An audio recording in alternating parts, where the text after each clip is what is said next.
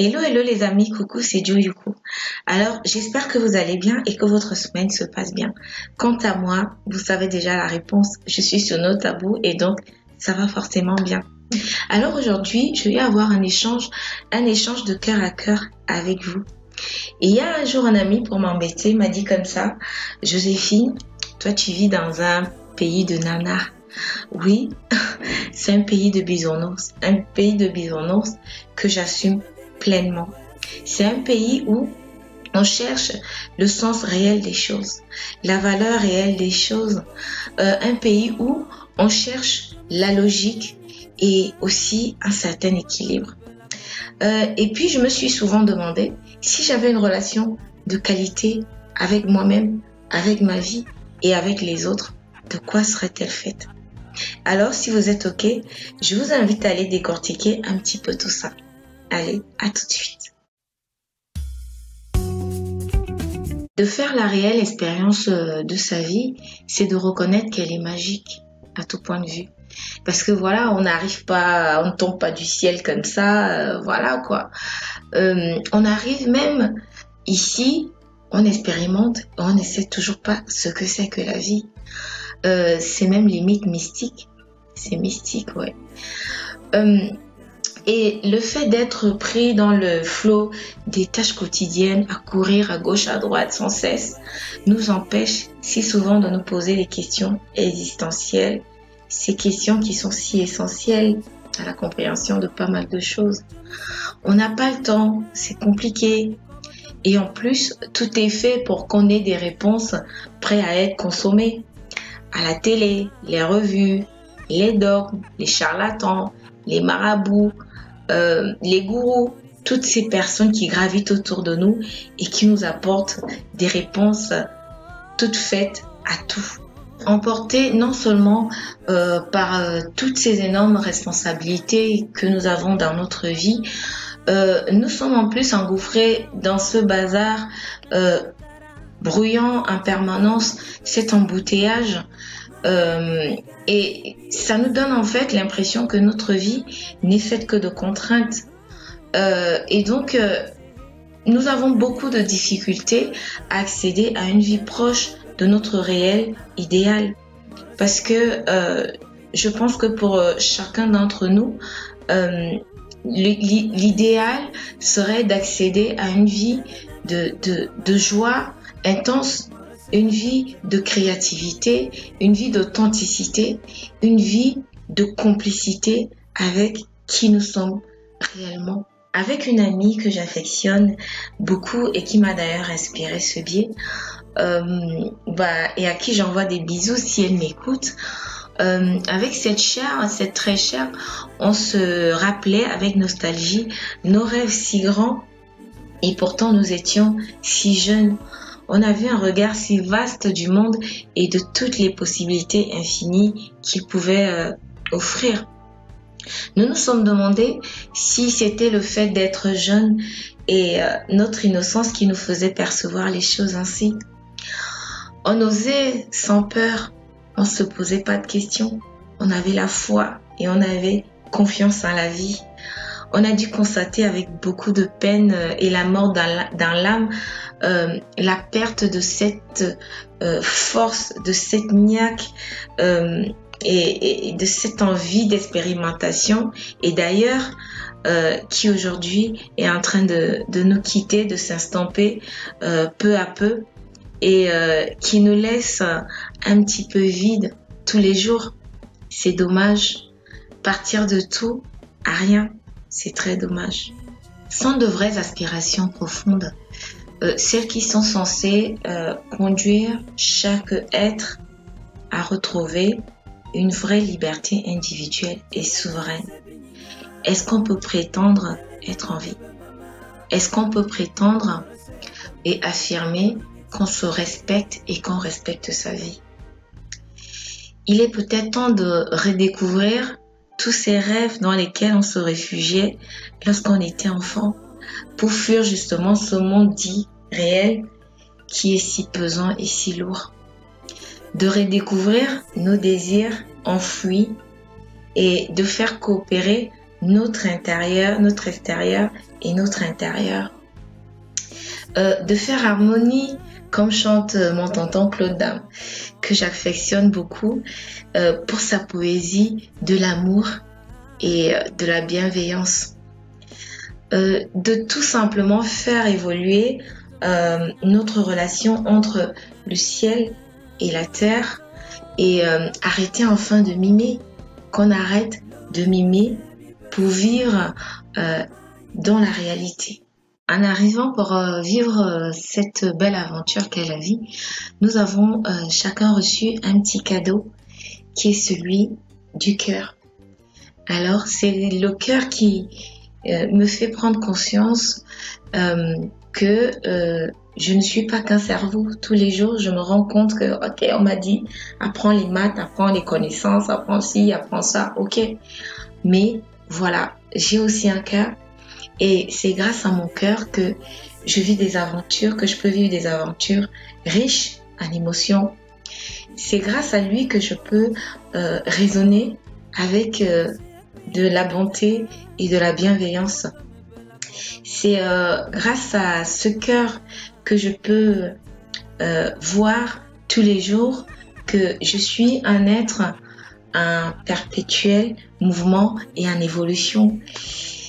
Grâce à lui, je peux m'intéresser et réfléchir, parce que réfléchir, on croit que réfléchir c'est l'intelligence, réfléchir c'est aussi le cœur. Je peux réfléchir sans être un spécialiste à la civilisation, à notre civilisation, à son évolution. Je peux réfléchir au but réel de notre vie, de la mienne. Je peux réfléchir à la spiritualité. C'est quoi la spiritualité? Son enseignement véritable, son but dans notre vie et comment l'intégrer dans ma vie. Qu'est-ce que je dois en faire de la spiritualité? Les philosophies. Oui, toutes ces philosophies dont regorge notre monde, à quoi elles servent? À quoi elles servent? La sagesse. Ah, cette philosophie ancestrale que j'affectionne particulièrement, si chère, qui m'est si chère. Et si vous observez bien, qui fait défaut à notre société aujourd'hui. Et les dogmes.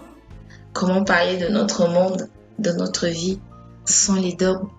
Cette pratique qui, pour moi, n'est qu'une pratique d'enfermement, où l'enfer nous ment et où le paraître et pas l'être règne. Oh, la chimie. La chimie, cette philosophie qui ne se prend pas au sérieux et qui amène l'être à fouiller toujours au plus profond de lui afin de trouver la vraie raison de son cheminement. C'est l'une de mes plus belles découvertes. Nous avons aussi nos dons et nos talents. Cet héritage indéniable qu'on peut pas nier qu'à chacun d'entre nous. Chacun d'entre nous est un artiste. Mais voilà, nos dons et nos talents ne sont pas toujours exploités comme il faut. C'est dommage, c'est dommage. Nous avons aussi la racine de nos pensées. C'est quoi les pensées? C'est quoi la pensée humaine? Et c'est quoi l'être? C'est quoi être humain? Est-ce que tout est écrit d'avance? En tout cas, tout a l'air de se dérouler avec un timing qui frise parfois la perfection. Notre monde ressemble à un grand puzzle où chaque pièce a son utilité.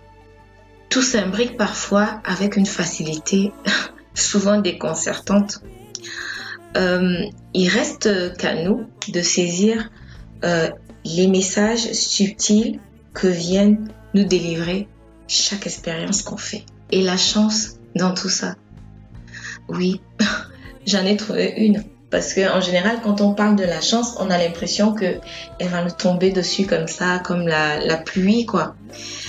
Pour ma part, j'en ai trouvé qu'une de chance, c'est celle qui vient me montrer tous les jours que j'ai un destin à vivre et à réaliser et qu'il faut que je l'honore en fait. C'est la seule chance que j'ai trouvée. C'est celle-là que j'applique au quotidien, de vivre ma vie et de vivre mon destin. Nous avons reçu sans exception chacun d'entre nous un capital ressources. Pas celui qui se compte en pépettes et en matos, en bien matériel, pas celui-là, mais celui de la liberté et de l'amour. Alors, pour prétendre aimer vraiment, il faut déjà être libre. C'est Krishna qui le dit et je le soutiens parce que j'expérimente. Et en ce qui concerne le matos, c'est light. On voit bien que voilà, ça stimule juste l'ego et que voilà, ça s'effrite avec le temps et au gré des situations. On voit bien qu'un tsunami arrive et il te balaie un château en quelques secondes. Même les connaissances, le savoir, tout ça, ça peut disparaître. Mais l'expérience, c'est elle qui nous fait grandir, vraiment. Parce que regardez comment on est impressionné, on peut être impressionné devant une personne âgée, même si elle ne parle plus, elle ne fait plus rien, elle ne dit plus rien. Mais elle force toujours le respect. Pourquoi elle force le respect? Parce que elle a vécu, parce que elle a traversé des épreuves et parce qu'elle est toujours là. Et donc oui, la vie, ce n'est que ça. L'expérience, c'est ça qui fait la vraie vie. Ne va pas te prendre le cerveau en te disant « Oui, je n'ai pas fait d'études. Oui, je n'ai pas de connaissances. Oui, je ne suis pas ci, je ne suis pas ça. » Rien que toi, le fait d'être là et d'expérimenter, c'est déjà un vécu. C'est déjà la vie. Et dans ce monde presque parfait, mon pote, nous avons deux fidèles compagnons de route. Deux pépites qui sont la souffrance et la douleur. La souffrance et la douleur sont des pépites qui sont très mal connues. Elles sont diabolisées comme toutes les autres. Et pourtant, sans elles, on ne saurait pas réellement ce que c'est que espérer. On ne saurait pas ce que c'est que espérer mieux pour maintenant, espérer mieux pour aujourd'hui, espérer mieux pour demain. C'est la douleur qui nous apprend à apprécier et d'être en grâce devant tout ce qu'on reçoit et expérimente tous les jours dans notre vie. Krishna disait en ce qui concerne la souffrance que c'était une grande chose de comprendre la souffrance. Parce que lorsque nous étions libérés de celle-ci, elle était précédée par de la compassion. Je ne peux que l'approuver parce que, une fois de plus, je l'expérimente. Et les autres, oui les autres. Que serait notre monde, notre univers, ce ver unique, sans les autres? Et oui, je l'assume. J'aime l'être. C'est comme ça. Je n'y peux rien, c'est plus fort que moi. Une fine copine que j'affectionne particulièrement m'a fait une jolie remarque une fois. Elle m'a dit « Dio, je te trouve belle, tu es agréable à regarder. » Et j'ai tout simplement répondu que c'est grâce à elle que je pouvais prendre conscience de cette beauté. C'est grâce à elle que cette beauté pouvait prendre forme. Les autres sont le miroir dans lequel on se découvre soi-même. Et l'être, qui soit animal, qui soit végétal, qui soit minéral, nommons-le comme le veut notre petit ego d'homme, doit être célébré. Car c'est une part inconsciente de nous, une part inconsciente de ce que nous sommes, qu'on le veuille ou pas. Et dans ce monde de bisounours, je rêve que chacun d'entre nous a récupéré son ADN. Je rêve que chacun d'entre nous a retrouvé sa souveraineté individuelle. Je rêve comme à l'âme d'un nouvel Éden. Ça s'appelle Projet AFA. C'est un super projet et Alan, il en parle super bien. Je vous mettrai le lien en bas parce que c'est une initiative que j'approuve vraiment, quoi. Est-ce que on pourrait rentrer dans une dynamique qui permet de remettre l'être au cœur de nos réalisations, d'arrêter d'être focus sur notre petit moi, ce petit moi qui est si énergivore, on se rend même pas compte à quel point. C'est un petit moi qui nous empêche d'avancer et d'évoluer. Moi, j'ai observé que lorsque je n'avais que des petits plans nombrilistes, je n'allais pas vite, je n'allais pas loin. Ça rétrécissait mon champ de vision et d'action et la détermination que j'avais. A contrario, de voir les autres épanouis me permettait de trouver une vraie raison d'être, une vraie raison d'aimer et d'apprécier pleinement la vie et ce que je faisais. Et comme chante la belle, hein, la vie, ce n'est pas la magie. Tu donnes, tu reçois, tu ne donnes pas. Je vous laisse imaginer la suite. De vous à moi, vous l'avez peut-être compris, je ne suis pas parfaite et n'aspire aucunement à la perfection. Je m'ennuierais trop, quoi. Je suis une petite zamzam et j'adore trop ça. Et donc, voilà, j'aime bien quand ça part dans tous les sens, quand ça bouge, voilà, qu'il y ait un petit peu de mouvement. Donc, tout ce à quoi j'aspire aujourd'hui, vu que je reçois énormément de la vie, je voudrais juste témoigner chaque jour de son énorme beauté en retransmettant moi aussi à mon tour. De retransmettre et donner par le biais de mes expériences, de mon vécu et de ce vécu qui m'est si cher. Parce que voilà, je n'ai que ça. Ce vécu pour moi reste la seule richesse qui est fiable, qui est viable, qui est authentique. J'ai juste envie tous les jours d'accéder à un peu plus d'enthousiasme dans la réalisation de mes dons et de mes talents en vous invitant à en faire autant, tout simplement.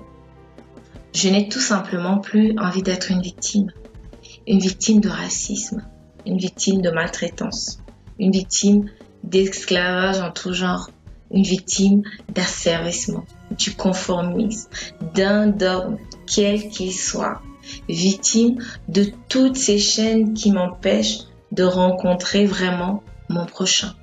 Ce prochain que la jalousie, l'envie, les idées reçues, les mensonges, la culpabilité malsaine, les manipulations en tout genre, la concurrence, la haine, l'intolérance, l'égocentrisme, toutes ces choses qui m'empêchent de le voir dans sa réelle beauté, toutes ces choses qui m'empêchent de le voir dans sa beauté profonde, dans sa nature profonde. Je n'ai plus envie d'en être victime. Est-ce qu'il n'est pas déjà vraiment temps de dire stop à tout ça? D'arrêter tout ce bazar qui crée des égrégores si malsaines, quoi. Les autres ne sont pas forcément nos ennemis. Les autres peuvent aussi être des informations, des messages, des solutions. Hein. Merci Alan, justement, pour cette information. Je rajouterai une citation que j'aime beaucoup à ce sujet qui dit que il n'existe pas de hasard dans la vie, il n'y a que des rendez-vous.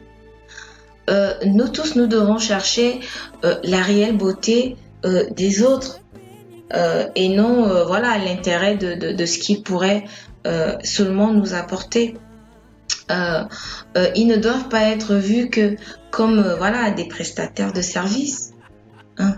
Ils commenceront peut-être à ignorer cette mode qui veut que voilà les autres ne soient là que pour faire office de figurants, comme je dis si souvent, ou pour être du papier hygiénique après usage.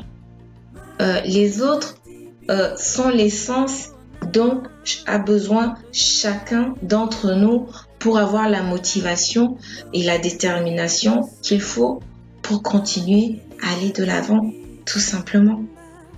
Alors pour finir, je voulais vous avouer un petit secret. Je suis droguée à quelque chose. Je n'aime pas la dépendance en général et je me bats contre toutes les dépendances possibles. Mais celle-là, j'arrive pas à m'en défaire. C'est que je suis droguée à l'être. Comment imaginer de jouir de cette vie sans vous, sans les autres? Alors, je vous aime, un point, c'est tout. Et voilà, je voulais vous témoigner toute mon affection parce que c'est grâce à vous que je suis là. C'est grâce à vous que je peux expérimenter. C'est grâce à vous que je peux avancer. C'est grâce à vous que j'évolue. C'est grâce à vous que je me reconnais. Et donc, comme d'habitude, je vais vous dire, voilà, un grand merci. Je suis toute émue d'ailleurs. Je vais m'arrêter ici. Et je vous dis à très bientôt sur nos tabous pour un nouvel échange, toujours aussi passionnant. Tout ce que je peux vous dire encore aujourd'hui, c'est prenez soin de vous. Prenez soin de vous et chouchoutez-vous. Et donc voilà, vous allez peut-être me laisser un petit pouce en l'air si voilà, ça a été. Vous me laissez vos suggestions, vos avis, vos commentaires, vos petits mots. Voilà. Et on se donne rendez-vous pour un nouvel échange. À très bientôt.